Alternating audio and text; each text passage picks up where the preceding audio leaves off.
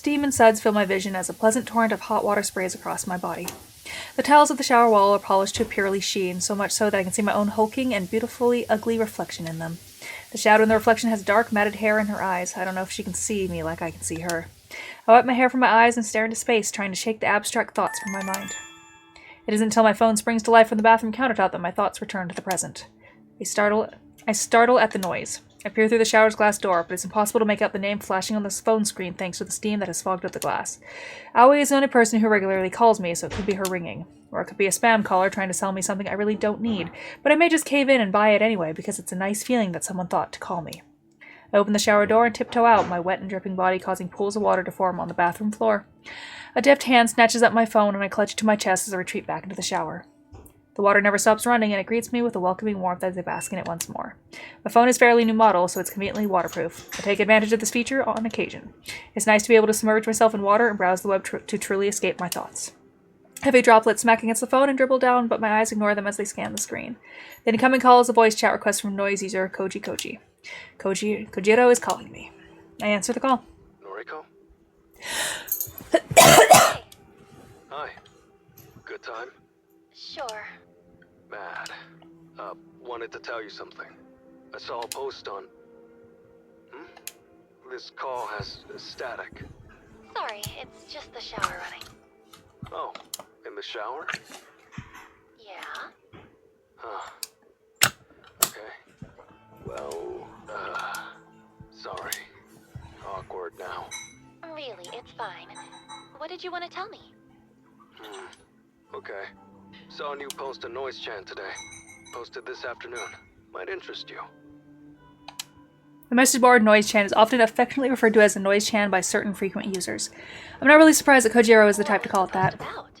Well, someone wrote this. I quote, "Hey, so today I got a strange gore photo from a number I don't have in my contacts." Continuing, "Not sure what the deal is. It was gross though. Wondering if any hackers can trace the number or something?" End quote. Thoughts? A strange gore photo from a number I don't have in my Sounds contacts. like Corpse Girl has struck again.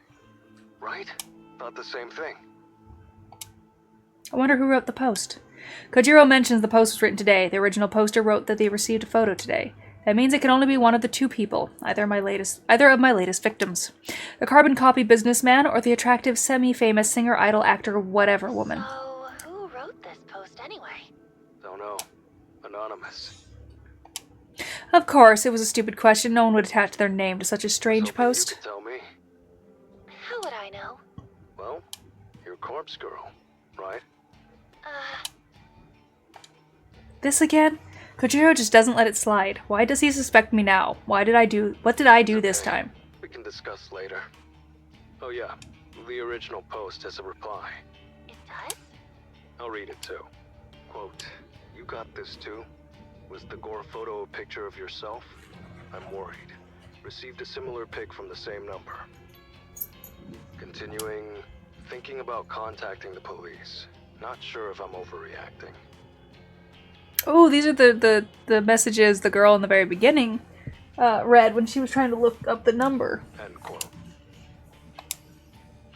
The first post received a reply. Interesting. Very interesting. Both posters talked about receiving a photo. That can only mean that one of them is the boring businessman, and one of them is a semi-famous woman. However, the fact that they've taken the discussion online instead of just slitting their own throats is rather troubling. Were the photos not convincing enough to make them kill themselves, or not enticing enough to summon another entity to snuff out their souls? Was this attempt just a repeat of the failure I had with the twin woman? Enjoy your shower. Let's talk tomorrow, Corpse Girl. Before I can interject, Kojiro ends the call. Shit, he's once again assuming my true identity. He's assuming correctly, but that's beside the point. Well, maybe it doesn't matter too much. Maybe this will actually save me some time and effort. If he already knows I'm Corpse Girl, it should be easy to strike a deal with him in exchange for access to a fresh supply of cadavers. That is, if I decide to walk that path and take this game to the next level. Thinking it through, it may very well have to go ahead and do that. My last 3 victims have not ended their lives as planned. My success rate is very, very low. That's a depressing fact, and one that the old Noriko would probably have thrown a tantrum over.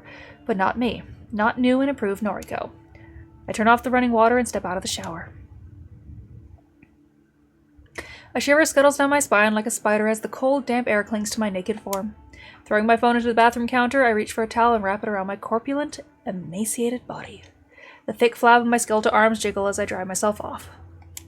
When I'm satisfied that my fleshy and cadaverous body is completely dry, I grab a second towel and wrap it around my hair. A cursory glance in the mirror as I leave the bathroom reveals a gaunt face and prominent cheekbones. I get the feeling that even though I've been gaining weight, I'm thinning out more and more. Though my body isn't perfect, I'm still in love with my eyes. I wouldn't change a thing about them. While my frame simultaneously grows plumper and slimmer, I hope my eyes will always stay the same. I flick off the bathroom light as I exit. Entering my bedroom, I sit down on the bed with a towel around my body and another one around my hair. My laptop is lying open on the sheet, so I pull it toward me. A few clever keywords and a search engine quickly leads me to the post on Noise Channel that Kojiro had informed me about. Sure enough, he was telling the truth. The original poster submitted this just today, and the follow-up reply was submitted shortly after. I skim through the text to see if there's any clues about either post's identity. However, nothing really stands out. I retained my assumptions that my two latest victims created these posts. I spent a little time applying various moisturizer to my skin before getting dressed in my bedwear. Excuse me. I'm feeling pretty relaxed by the time I finish. Perhaps I'll spend the rest of the evening reading a book in bed. Or I could try and plan out my next move with Kojiro. Should I come forward, claim my identity, and request access to his morgue? It's a big step. This seems to be the time for me to make a bold move. I can't keep working on requests that are doomed to fail. I need to start succeeding. For me, for Corpse Girl. I pull my laptop to me once more and begin to brainstorm my plans. It's in the mailbox. He should be here by now. I was pretty clear about meeting at 5:30 p.m. It's already 5:45 p.m. and he isn't even in sight. I thought for sure that he wouldn't miss a chance to meet up with me again. I can't contain my nerves. I try to tell myself that I'm only angry because of the trepidation, and I'm not actually angry at him. This is a big moment for me. I've never once revealed my identity to anyone. I assume he'll take it in stride. I wouldn't be going through with this if I didn't firmly believe that. My neck jerks in reaction to the voice. There you are. I'm late? I make a point of checking the time on my phone and nod. Traffic? You drove here? No. Okay. What did you want to discuss? I have a request for you. And a confession. Kojiro's eyes widen and he looks at me up and down. I blink and look down at the ground. He's known for some time. I was fooling myself thinking that my stupid attempts to erase suspicion of my identity were working on him. Confess your love. Been waiting for this moment. Oh, God. Wait. No, that's not... Shh. No more words. I accept your heart. Kojiro, I don't... Call me Koji now. We're one. No need to be shy. Ugh. This isn't getting me anywhere.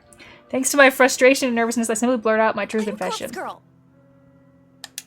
Kojiro doesn't react. Well, he cocks his head a few degrees to the side slowly and surely. If you can even call that a reaction to my sudden outburst. Okay. So, a kiss to commemorate our love? Did you even hear what I just said? Of course. I'm Corpse Girl! I'm the one behind the corpse photos, and the deaths, and... It feels kind of strange to say these things out loud. For some reason, it leaves a sour and bitter taste in my mouth that I can't swallow. I know. Knew it since our first noise chat. Our first noise chat? Remember? You messaged me late at night. Is that what tipped you off? You assumed I was her just because I mentioned her? No. Then... how? How did you figure it out? You asked me to look up names. Names of Corpse Girl's victims. Oh yeah. I did, huh? That was stupid of me. I suppose that gave it away. No. Other people could have known those names. Then... come on. Throw me a bone here. How'd you find out? You said you requested Eiichi Hanada's death. Eiichi Hanada, the guy who died in a traffic accident. I remember that I lied to Kojiro about being the one to request his death. It was the only way I could escape his suspicion at the time. If I remember correctly, it threw him off my trail for a while. He believed I was the one who requested the death, so that explained how I knew he was the one of Corpse Girl's victims. That sentence did not come out right. But if what Kojiro is telling me now is true, then my lie actually had the opposite effect. How did it make him figure out my identity? I don't understand. I confessed to requesting Eiichi Hanada's death. So what? That was a lie. Even so, I still don't understand. You're not making any sense. Kojiro's shoulders drop. He stares at me You lied intently. about requesting Eiichi Hanada's death. That lie proved to me that you're a corpse girl. Yes, but how? Tell me! He requested it! I was the one who requested Eiichi Hanada's death. Kojiro's deadpan countenance makes his claim believable beyond all doubt. I feel the blood drain from my Submitted face. this photo to Corpse Girl's website. Imagine my surprise when you claimed that you did it. That lie made it clear. You knew his name. You knew he died. You knew he was Corpse Girl's victim. Ergo, you are Corpse Girl. Despite my dazed state, I can't fault his logic. I took credit for something Kojiro did. Of course, that would paint me as a liar in his eyes. You've known this whole time. Yes. And yet, you still met up with me. And not just today, but at the cafe too. Yes. Aren't you scared of me? No, that's not the way I'd put it. You should be scared of me. After all, I requested the death. Had motive for murder, even if I didn't carry it out personally. Imagine what else I'm capable of. I subconsciously take a step back from Kojiro's sudden From our illuminating form. discussions, I know you don't kill your victims. You just nudge them, urge them, tempt them with death as an escape from their fear. You're no murderer. What reason have I to fear you? He's right.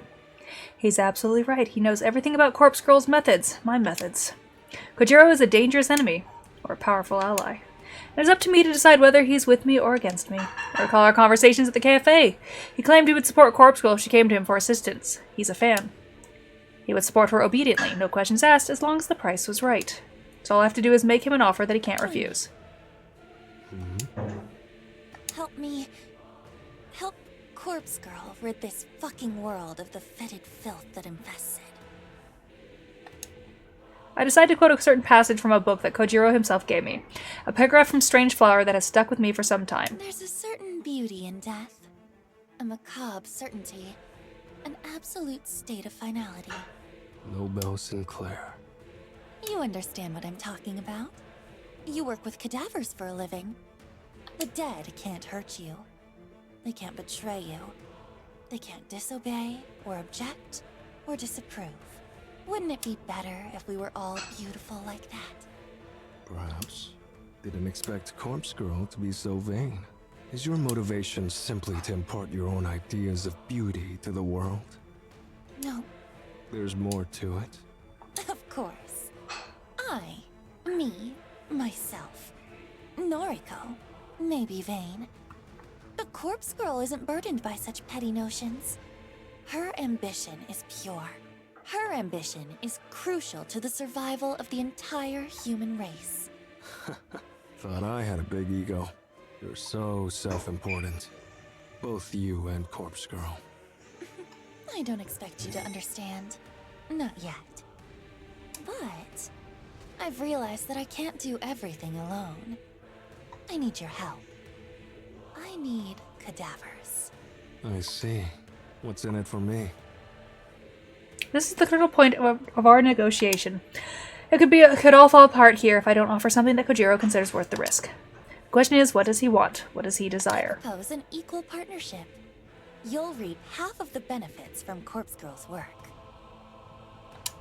This offer is a gamble, and I know that in the back of my mind.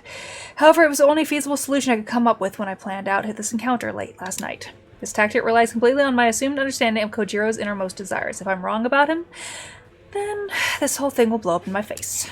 Corpse Girl will create more death than you could ever imagine. Think of all the fresh corpses you could get your eager little hands on. Kojiro shakes his head, his lips pursed in a thin line of Sorry. disapproval. Already got my fill of corpses. Morgue's full enough as it is. I narrow my eyes and stand my ground. Can't back down now. I'm so close to unraveling him and his secrets. You've always wanted to mimic Nobel Sinclair. I can see it in your face, in your very soul, whenever you praise his work. You want to emulate his actions and experience his escapades firsthand. You want to dress up corpses, take them out to dinner, perform all manner of bizarre social experiments with the dead. It's your passion. But living vicariously through Nobel Sinclair's books isn't enough for you anymore. And that's where your fascination with me, with Corpse Girl, stems from. As soon as you figured me out, you knew I was your gateway to satisfying your lust for the macabre. You work with cadavers all day, every day, but you can't get them out of the morgue with eyes on you at all times. But I can. I have the perfect plan on how to withdraw all the corpses we could ever need. Half of them for you, and half of them for me. An equal partnership. Dun dun dun. I end my speech and let Kojiro bask in my words. I hope I was convincing enough to sway him, and I pray that I am correct about his sickest desires. His reaction isn't exactly what I was expecting.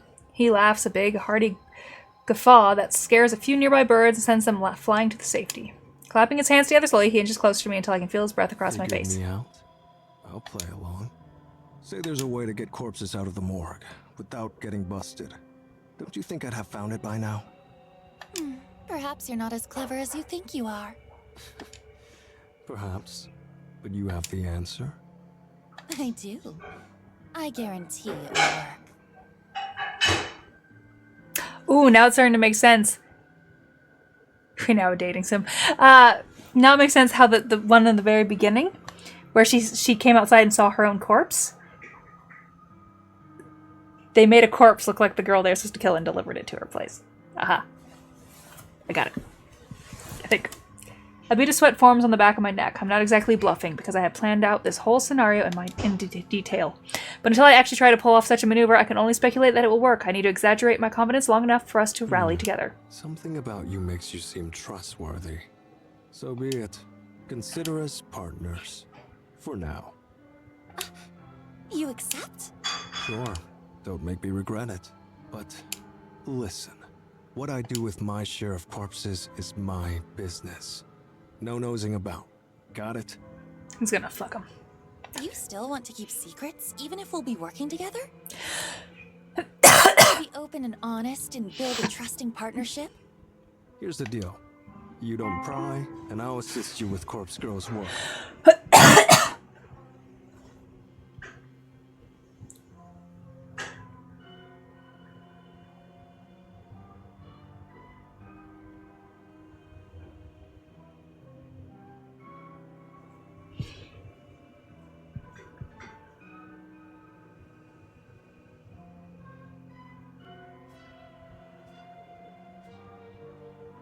I'll help you craft your elaborate photos. No charge. I get privacy, you get an assistant. Mutually beneficial. Wouldn't you agree? Think about his offer. It's true that I don't really need to know what he's going to do with the corpses on offer. The whole thing is illegal already, so if he wants to take it further, that's not on me. And if I can get some assistance, it will surely help me churn out photos at a faster rate. I'll need muscles to move bodies, for starters. That alone is worth keeping my nose clean. Okay, we have a deal. Glad to hear it. Kojiro extends a hand and I grip it as firmly as my frail bones will allow. We shake once and Kojiro offers me a surprisingly warm smile. His intense, murderous demeanor suddenly vanishes and he reverts to his awkward alien self. Sounds about the love confession stuff before. Too late now, but I'd have helped Corpse Girl in return for a simple date. Seriously, did I come up with some elaborate insight into his psyche and his desires for absolutely no reason? Was all he wanted was a chance to take me out? No backing out now. We've got a deal, right? Right. Welcome to the team, Kojiro. Team Corpse Girl, huh? Well, it's good to be on board. My more connection, your schemes. We hoist piles of corpses out and split the stack 50-50. That the whole of it? To put it simply, yeah. And I get your assistance with Corpse Girl's work. A reward for keeping my eyes shut. Of course. Looking forward to that. A spoken contract's as good as anything to me. I'm satisfied. When do we start? Soon. There's only one thing missing from my plan. That is? We need somewhere to store the bodies we retrieve. Somewhere big, with no one to meddle in our business. I'm thinking an old warehouse or something like that.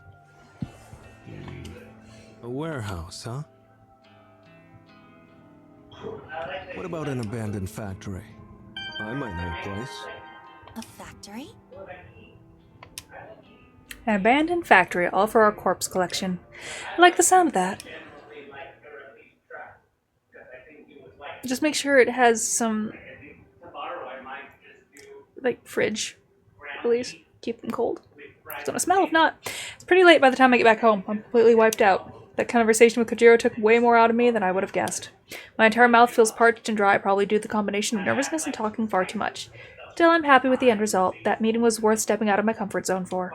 I'll wait for Kojiro to get back to me about the abandoned factory. Once we secure a location like that, our real work will begin. I figure that I should return in for the night since I need to be at the office in the morning.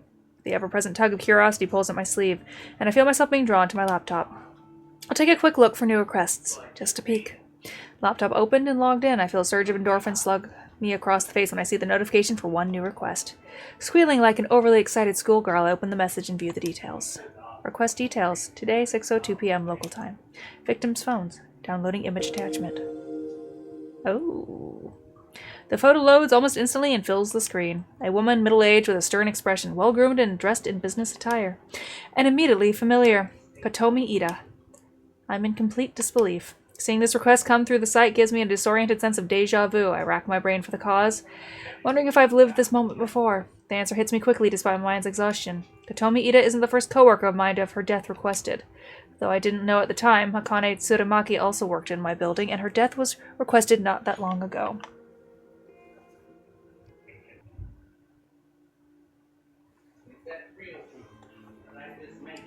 Kotomi Ida marks the second person to be wanted dead within the company, and she's an exec, just like Tsuramaki. I wonder if this is simply a coincidence. It surely has to be. After all, Tomoe confessed that she was the one to request Tsuramaki's death, and she seems to regret doing so. Therefore, I have no doubt that she'd go on to upload Kotomi's Aida's photo to the site. So who could want Kotomi Ida dead? She isn't the most likable person, but who really is? She deals with the juniors. Well, she is also sexually assaulting your friend. She deals with the juniors on my floor on a regular basis. The juniors like me, Tomoe, Shinya. That's right. Thanks to Kotomi, Shinya's prospect of the company are dead in the dirt, and that's before even diving into the true issue, their current relationship. Would he request her death as retribution? He doesn't seem like the type, but I let out a sigh. I'm far too tired to run through the myriad possibilities tonight. I don't think I can even bring myself weary fingers to navigate the database of the deceased to start on this request. I'll tackle this tomorrow. No matter the reason behind the request, Kotomi Ida will receive a corpse photo. That's my convictions as corpse girl, after all. I close the lid on my laptop and throw myself down on the bed, begging for sleep to claim me quickly.